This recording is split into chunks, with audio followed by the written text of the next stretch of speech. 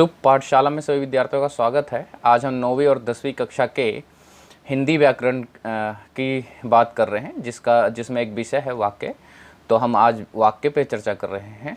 इससे पहले मैं समास की वीडियो बना चुका हूं, जिसका लिंक जो है डिस्क्रिप्शन बॉक्स में मिल जाएगा। तो जो भी छात्र समास देखना चाहते हैं वो डिस्क्रिप्शन बॉक्स के लिंक को क्लिक करके देख सकते हैं। तो चलिए आज शुरू करते हैं हम वाक्य। तो सबसे पहले हम देखते हैं वाक्य का अर्थ क्या होता है। तो वाक्य दो या दो से अधिक शब्दों के सार्थक समूह को कहते हैं। ठीक है, जैसे उदाहरण दे रखा है कि सत्य से विजय होती है। तो दो से अधिक शब्द होने चाहिए जिनका कोई ना कोई अर्थ निकलता हो, ये नहीं कुछ भी हो। ठीक है, अब देखिए यहाँ से ज़्यादा समझ में आएगा कि सार्थक शब्दों के मेल से बनता है। सार्थक मतलब कि ऐसे शब्द होने चाहिए जिनके कोई ना कोई अर्थ हो, और वो पूर्ण होना चाहिए। वाक्य जो है पूर्ण होना चाहिए, ये नहीं कि अधूरा हो जिसका कोई अर्थ ना निकल पाए। फिर वक्ता की कही गई बातों का आशय स्पष्ट करना चाहिए, मतलब कि जो वक्ता कहना चाह रहा है, ठीक है, उसको स्पष्ट रूप से बताना चाहिए। और उसके बाद देखिए शब्दों का एक निश्चित कर्म होना चाहिए। अब जो शब्द हैं वो एक निश्चित कर्म रखने चाहिए। ये नहीं किसी भी तरह के से शब्द को वाक्य में पिरो दिया जाए तो वो वाक्य बन जाएंगे, ऐसा नहीं होता। शब्दों को किसी भी तरीके से रख देने से वाक्य नहीं बनता। जैसे कि मान लीजिए कि मैं एक वाक्य लिखता हूँ कि राम ने खाना खाया, तो ये एक वाक्य है। परंतु अगर मैं इसके शब्दों को किसी और प्रकार से लिख देता हूँ जिसका कोई अर्थ ही नहीं बनता है, तो उसको वाक्य नहीं कहा जाएगा। इसीलिए कहा जाता है कि वाक्य के लिए जो शब्द है क्रम होने चाहिए। जैसे कि मान लीजिए मैं लिख देता हूँ खाना, ठीक है, फिर ने, राम खाया, ठीक है, तो ये कोई वाक्य नहीं बनेगा। ठीक है, क्योंकि इससे क्या है कि किसी प्रकार का कोई अर्थ नहीं निकल रहा है। अब इसको ज़रा इन दोनों जो मैं दोनों वाक्यों को बता रहा हूँ, जो दोनों उनको शब्दों के समूह को बता रहा हूँ, तो ज़रा उसको ध्यान से देखिए। जो शब्दों के समूह है, सबसे पहले है कि भाई राम ने खाना खाया, ठीक है, तो ये एक वाक्य बन गया। अब ये दूसरा शब्द समूह देखिए क्या है कि भाई खाया, ठीक है, ने, राम खाना, ठीक है, तो यहाँ पर कोई अर्थ नहीं निकल रहा है। ठीक है, तो इसको वाक्य नहीं कहा जाएगा। तो बच्चों को ये ध्यान रखना है कि वाक्यों में सार्थक शब्द तो होने चाहिए, पर जो उनके कर्म रखे जाएंगे, उन समूहों के कर्म रखे जाएंगे, वो इस तरह से कर्म रखने चाहिए जिससे जो समूह है उसका कोई ना कोई अर्थ निकलता हो। तो मुझे लगता है बच्चों को समझ में आ गया होगा कि भाई वाक्य क्या है। ठीक है, अब आगे जरा देखते हैं। तो अब है वाक्य के अंग। ठीक है, तो वाक्य के अंग की बात कर लेते हैं। तो देखो वाक्य के दो अंग हैं, एक होता है उद्देश्य और एक होता है विधेय। ठीक है, हम ये जरा इस उदाहरण समझ लेते हैं। जैसे मोहन प्रयाग में रहता है, तो जिसके बारे में वाक्य कहा जा रहा है, जिसके बारे में वो वाक्य कहा जा रहा है, वो तो उद्देश्य होता है। बस उद्देश्य को छोड़कर बाकी सारा जो शब्द के समूह, बाकी सारे जो शब्द के समूह होता है, उसको हम विधेय कहते हैं। जैसे अब इसकी बात करें, राम प्रयाग में रहता है, तो राम के बारे में कहा जा रहा है, तो राम क्या है, उद्देश्य है। और राम के अलावा बाकी जो समूह बचा है, शब्दों का समूह बचा है, प्रयाग में रहता है, ये क्या है, विधेय है। ठीक है, तो इसको ध्यान रखेंगे। उद्देश्य क्या होता है, जिसके बारे में कहा जाता है, और विधेय क्या है, उद्देश्य को छोड़कर बाकी वाक्य के जो शब्द समूह बचता है उसको हम विधेय कहते हैं। ठीक है, क्योंकि आगे चल के हम इन शब्दों का इस्तेमाल करेंगे। अब देखिए वाक्य के भेद। ठीक है, तो वाक्य के भेद दो उसमें रखा गया है। एक तो अर्थ के आधार पर वाक्य के भेद किए जाते हैं, और एक रचना के आधार पर किए जाते हैं। तो ये अर्थ के आधार पर वाक्य के भेद 9th क्लास के लिए है। ठीक है, 9th क्लास में रखा जाता है। और रचना के आधार पर वाक्य में भेद जो है वो 10th क्लास में है। परंतु मैंने दोनों ही पूरा वाक्य जो है इसमें ही एक तरह से कवर कर दिया है कि 9th और 10th दोनों के लिए उपयोगी हो, दोनों ही समझना जरूरी है। ठीक है, तो सबसे पहले देखिए कि अर्थ के आधार पर वाक्य के भेद में सबसे पहले है विधानवाचक वाक्य। तो विधानवाचक वाक्य क्या होते हैं, ऐसे वाक्य होते हैं जो किसी के बारे में जानकारी देते हैं। ठीक है, एक तरह से उन वाक्यों से हमें कोई ना कोई जानकारी प्राप्त होती है। जैसे भारत एक देश है, एक जानकारी प्राप्त होती है। राम के पिता का नाम दशरथ है, एक जानकारी प्राप्त होती है। तो ऐसे वाक्य जिनसे किसी न किसी प्रकार से हमें कोई ना कोई जानकारी प्राप्त होती है, उसको हम विधानवाचक वाक्य कहते हैं। अब अगला देखिए, निषेधवाचक वाक्य क्या है? निषेध मतलब नहीं, मना करना। ठीक है, तो जो इंग्लिश में नेगेटिव कहते हैं, तो जो नेगेटिव होते हैं, मतलब जहाँ पर नहीं का प्रयोग किया जाता है, उसको हम निषेधवाचक वाक्य कहते हैं। जैसे मैंने दूध नहीं पिया, तो यहाँ नहीं का प्रयोग हो रहा है। ठीक है, राम आज स्कूल नहीं जाएगा, तो यहाँ पर भी नहीं का प्रयोग हो रहा है। आज हम घूमने नहीं जाएंगे, तो यहाँ पर नहीं का प्रयोग हो रहा है। तो ऐसे वाक्य जहाँ पर निषेध का प्रयोग होता है, मतलब नहीं का, काम ना करने का भाव होता है, काम ना करने का भाव होता है, उसे हम निषेधवाचक वाक्य कहते हैं। अब देखिए प्रश्नवाचक वाक्य। अब इसी से आप समझ सकते हैं प्रश्नवाचक वाक्य सिंपल सी है कि ऐसे वाक्य जिनमें प्रश्न पूछा जाता है उसको हम प्रश्नवाचक वाक्य कहते हैं। ठीक है, जैसे राम के पिता कौन थे, तो एक प्रश्न पूछा जा रहा है, क्या तुम मेरे साथ नाचना पसंद करोगे, तो यहाँ पर भी एक प्रश्न पूछा जा रहा है।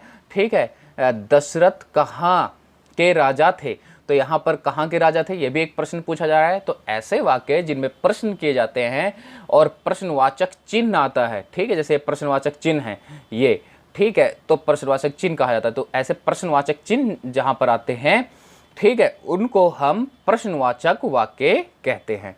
ठीक, अब आगे देखिए आज्ञावाचक वाक्य। आज्ञावाचक वाक्य मतलब कि जहां पर किसी प्रकार की आज्ञा दी गई हो। देखिए वे वाक्य जिसके द्वारा किसी प्रकार की आज्ञा दी जाती है या प्रार्थना की जाती है, हम उसको आज्ञावाचक वाक्य कहते हैं। जैसे कृपया बैठ जाइए, एक तरह से प्रार्थना की गई है, तुम वहां जा सकते हो, एक आज्ञा दे रखा है, शांति बनाए रखें, ठीक है, आज्ञा दे रखा है। तो इस तरह से ऐसे वाक्य जिनमें किसी प्रकार की आज्ञा दी जाती है या प्रार्थना की जाती है, हम उसको आज्ञावाचक वाक्य कहते हैं। अब देखिए विस्मय आदि बोधक वाक्य। विस्मय आदि बोधक वाक्य जैसे हम कई बार चिल्ला देते हैं, ओ हाय, ठीक है, हम खुश होते हैं तो बल्ले बोल देते हैं, तो ऐसे शब्दों का जब प्रयोग होता है तो उसमें विस्मय आदि बोधक वाक्य होते हैं। जरा इसको देखिए तो जरा कि क्या कहता है ये, कि वे वाक्य जिससे किसी प्रकार की गहरी अनुभूति का प्रदर्शन किया जाता है, जैसे आश्चर्य, शौक, घृणा, अत्यधिक खुश आदि विस्मय आदि बोधक वाक्य कहलाते हैं। तो ये विस्मय आदि बोधक वाक्य होते हैं। जैसे ओह कितनी ठंडी रात है, ठीक है, तो यहाँ पर ये चिन्ह जो है विस्मय को डिनोट करता है। बल्ले हम जीत गए, ठीक है, तो ये शब्द भी एक तरह से हम क्या है, विस्मय को बनाता है। हाय मैं तो लुट गया, ठीक है, तो ये शब्द भी क्या है, एक तरह से विस्मय को बताता है। ठीक है, तो एक तरह से गहरी अनुभूति को बताता है जो अनुभव करते हैं। ठीक है, तो ये विस्मय आदि बोधक वाक्य होते हैं। अब आगे देखिए इच्छावाचक वाक्य है। तो इच्छावाचक वाक्य कौन से होते हैं? जिसमें किसी की इच्छा, आशंका या आशीर्वाद का बोध होता है, हम उसको इच्छावाचक वाक्य कहते हैं। जैसे भगवान तुम्हें दीर्घ आयु करे, ठीक है, तो एक तरह से यहाँ पर आशीर्वाद दिया गया है। ईश्वर करे तुम कुशल लौटो, ठीक है, तो यहाँ पर भी एक तरह से क्या नाम है, आशीर्वाद। आज तो मैं केवल फल खाऊंगा, यहाँ पर एक इच्छा प्रकट की गई है। तो ऐसे वाक्य जहाँ पर इच्छा प्रकट की जाती है, ठीक है, ये कैसे होते हैं, इच्छावाचक वाक्य होते हैं। फिर देखिए संकेतवाचक वाक्य। तो संकेतवाचक क्या है? जिन वाक्यों से किसी संकेत का बोध होता है उन्हें संकेतवाचक वाक्य कहते हैं। ठीक है, राम का मकान उधर है, तो एक संकेत किया जा रहा है कि उस तरफ है। ठीक है, अगर आप मेहनत करोगे तो सफलता अवश्य मिलेगी, तो एक संकेत है कि अगर आप मेहनत करोगे तभी सफलता मिलेगी, बिना मेहनत के सफलता नहीं मिलती है। ठीक है, तो इस ऐसे वाक्य को हम संकेतवाचक वाक्य कहते हैं। देन अब उसके बाद देखिए संदेहवाचक वाक्य क्या है? ऐसे वाक्य, ठीक है, जहां पर किसी प्रकार का संदेह होता है। देखिए जिन वाक्यों में संदेह का बोध होता है संदेहवाचक वाक्य कहलाते हैं। क्या वहां आ गया तो एक तरह से संदेह है कि भाई आया है या नहीं आया है, पता नहीं है, पर मतलब एक तरह से क्या कहा जा रहा है कि एक तरह से इस वाक्य में संदेह है कि आया नहीं आया है, मतलब पता नहीं है अभी, ठीक है। शायद मैं कल बाजार जाऊंगा, तो यहाँ पर भी एक तरह से संदेह है, वह शायद शब्द का इस्तेमाल किया गया है कि जा भी सकता है नहीं भी जा सकता है। तो एक ऐसे वाक्य जो होते हैं वो संदेहवाचक वाक्य होते हैं। जैसे आज वर्षा हो सकती है, तो हो भी सकती है नहीं भी हो सकती है, तो एक तरह से संदेह बना हुआ है कि हो सकती है और नहीं हो सकती है, ठीक है। तो इस तरह से जो वाक्य होते हैं, ठीक है, ये अर्थ के आधार पर वाक्य थे कि क्या नाम है, अर्थ के आधार पर भेद थे। अब जरा रचना के आधार पर भेद देख लेते हैं, ठीक। अच्छा, रचना के आधार पर भेद जो है वो 10वीं कक्षा के लिए 10वीं कक्षा में है, और अर्थ के आधार पर भेद जो है वो 9वीं कक्षा में है, ठीक है। परंतु सभी बच्चों को दोनों जाना जरूरी है, क्योंकि क्या नाम है, अर्थ के आधार पर समझेंगे तो जाकर रचना के आधार पर भी समझ में आएगा, आसानी समझ में आ जाएगा। तो सभी बच्चों को दोनों ही समझना जरूरी है। फिर देखिए रचना के आधार पर वाक्य के भेद। सबसे पहले है सरल साधारण वाक्य। तो जिन वाक्यों में एक ही विधेय होता है उन्हें सरल वाक्य या साधारण वाक्य कहते हैं। इन वाक्यों में एक ही क्रिया होती है। तो ऐसे वाक्य जहां पर एक ही उद्देश्य हो और एक ही विधेय हो। अब मैं उद्देश्य और विधेय पहले बता ही चुका हूं, ठीक है, कि क्या होते हैं, तो उनको हम क्या कहते हैं, सरल साधारण वाक्य कहते हैं। जैसे मुकेश पढ़ता है, तो यहाँ मुकेश क्या है, मुकेश उद्देश्य है, ठीक। मुकेश क्या है, उद्देश्य है, और पढ़ता है क्या है, विधेय है, ठीक है। तो इस तरह से जिन वाक्यों में एक ही उद्देश्य होता है और एक ही विधेय होता है, हम उसको क्या कहते हैं, सरल और साधारण। जैसे राम ने खाना खाया था, तो राम क्या है, उद्देश्य है, बाकी सारा जो शब्दों का समूह है वो क्या है, विधेय है। अब देखिए संयुक्त वाक्य। तो संयुक्त वाक्य दो या दो से अधिक साधारण वाक्य जो अविकारी समुच्चय बोधक जैसे पर, किंतु, किंतु, और या आदि से जुड़े होते हैं, उन्हें संयुक्त वाक्य कहते हैं। तो अविकारी शब्द कैसे होते हैं, ये मैंने समास में बताया, इनको अव्यय भी कहा जाता है। ऐसे शब्द जिस पे लिंग, कारक वगैरह का कोई प्रभाव नहीं पड़ता है, वो वैसे के वैसे ही बने रहते हैं, ठीक है। आप सबको ये ध्यान रखना है कि ऐसे वाक्य जो परंतु, किंतु, और आदि इनसे जुड़े होते हैं। जैसे अभी उदाहरण समझिए, गीता गई और सीता आई, तो यहाँ पर और का इस्तेमाल किया गया है, तो ये एक संयुक्त वाक्य है, दो वाक्यों को जोड़ा गया है एक तरह से, ठीक है। पिताजी बाजार गए थे और मिठाई लेकर आए थे, तो यहाँ पर भी और से जोड़ा गया है, ठीक है। तो ऐसे वाक्य जो होते हैं वो संयुक्त वाक्य होते हैं। वह मेहनत तो बहुत करता है पर फल नहीं मिलता है, तो यहाँ पर से जोड़ा गया है, ठीक है। तो इन्हें हम संयुक्त वाक्य कहते हैं। अब आगे देखिए, आखिरी है मिश्रित वाक्य या मिश्र वाक्य।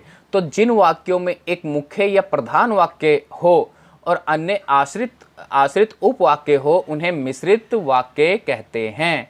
तो ध्यान रखना कि एक मुख्य प्रधान वाक्य होता है, दूसरा उसके ऊपर आश्रित होता है। अगर मुख्य प्रधान को हटा दिया जाए तो दूसरे की इतनी कोई वैल्यू नहीं रह जाएगा, कोई महत्व नहीं रह जाएगा, ठीक है। तो इस तरह से एक के वाक्य जो है मिश्रित वाक्य होते हैं। जैसे जो ही उसने दवा पी वह सो गया, ठीक है। तो देखिए अध्यापक ने कहा कि हमें देशभक्त बनना चाहिए, तो यहाँ पर अध्यापक ने कहा, ठीक है, कि हमें देशभक्त बनना चाहिए, ठीक।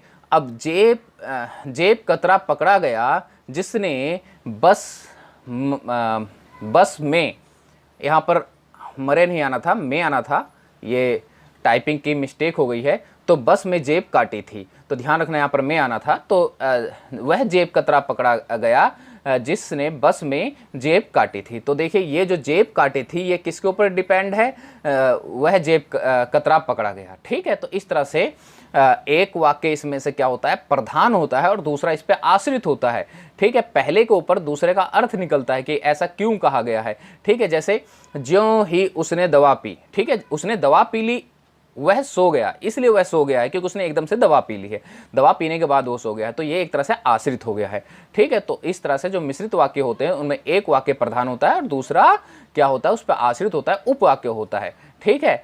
तो बस इतना सही था वाक्यों में, और इसमें हम बहुत ज़्यादा डीपली नहीं जाएंगे, बस इतना ही जाएंगे कि 9th और 10th के सिलेबस के हिसाब से, इसलिए बहुत ज़्यादा डीपली नहीं, इतना ही बहुत है 9th और 10th के सिलेबस के लिए। तो बस आज के लिए इतना, थैंक यू, धन्यवाद।